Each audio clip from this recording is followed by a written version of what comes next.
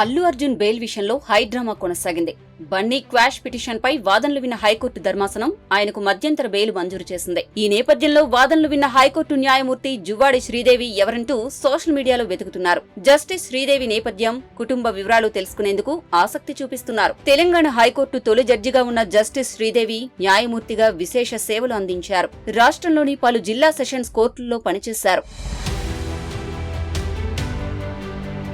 Justice Juvvadi Sridevi August 10, 1972న జగిత్యాల జిల్లా తిమ్మాపూర్ గ్రామంలో జన్మించారు. ఆమె తల్లిదండ్రులు జువ్వాడి భారతి, జువ్వాడి సూర్యారావు. బొల్లారంలోని సెయింట్ ఆన్స్ హైస్కూల్, హైదరాబాద్లోని అరబిందో ఇంటర్నేషనల్ స్కూల్లో పాఠశాల విద్యను అభ్యసించారు. ఉస్మానియా యూనివర్సిటీ నుంచి బ్యాచిలర్ ఆఫ్ ఆర్ట్స్ డిగ్రీని పొందారు. డాక్టర్ బాబాసాహెబ్ అంబేద్కర్ మరాఠ్వాడా యూనివర్సిటీకి అనుబంధంగా ఉన్న నాందేడ్లోని లా కాలేజీలో 1996లో న్యాయశాస్త్రం పూర్తి చేశారు.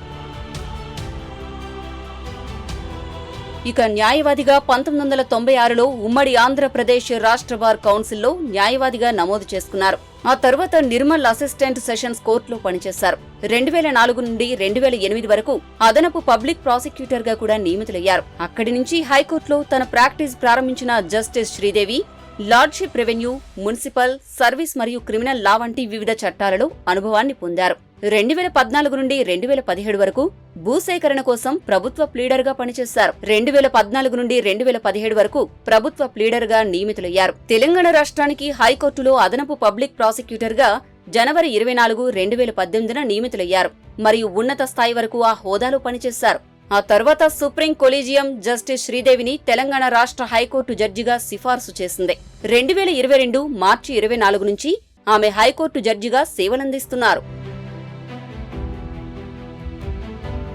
జస్టిస్ శ్రీదేవి భర్త కూచాడి శ్రీహరిరావు కూడా న్యాయవాదిగా సేవలందించారు.